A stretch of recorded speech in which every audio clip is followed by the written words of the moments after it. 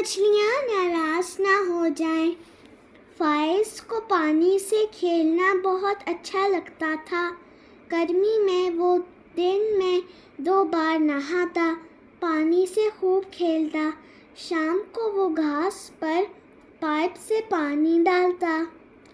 اسے پانی میں چھم چھم بھاگنے میں بڑا مزہ آتا۔ ایک دن وہ سیر کرنے تالاب کے کنارے گیا۔ تالاب کے کنارے گھاس اگی ہوئی تھی۔ یہاں بہت سی مچھلیوں کے گھر تھے۔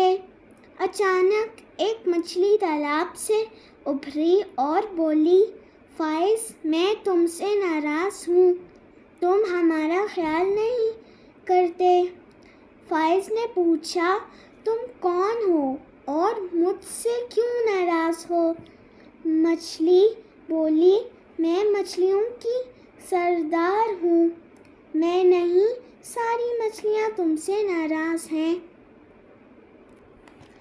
اس لیے کہ تم پانی بہت بہاتے ہو۔ یہ پانی اسی تالاب سے تمہارے گھر آتا ہے۔ اگر تم اور دوسرے لوگ اسی طرح ضرورت سے زیادہ پانی بہاؤ گے تو پانی ختم ہو جائے گا۔ ہم تو پانی میں ہی رہتے ہیں، پانی نہ ہوگا تو ہم مر جائیں گے۔ اچھے فائز، پانی مت بہایا کرو۔ فائز، اٹھو، اسکول نہیں جاؤ گے، دیر ہو رہی ہے، جلدی سے اٹھو اور نہاؤ، تم تو نہانے میں ہی اتنی دیر لگا دیتے ہو۔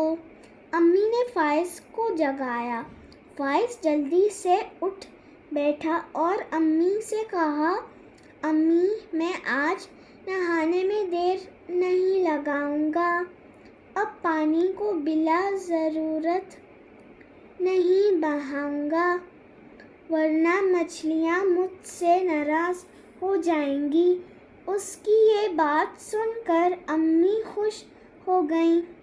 فائز نے یہ بات سمجھ لی تھی کہ ضرورت سے زیادہ پانی بہانا اچھی بات نہیں ہے۔ شکریہ۔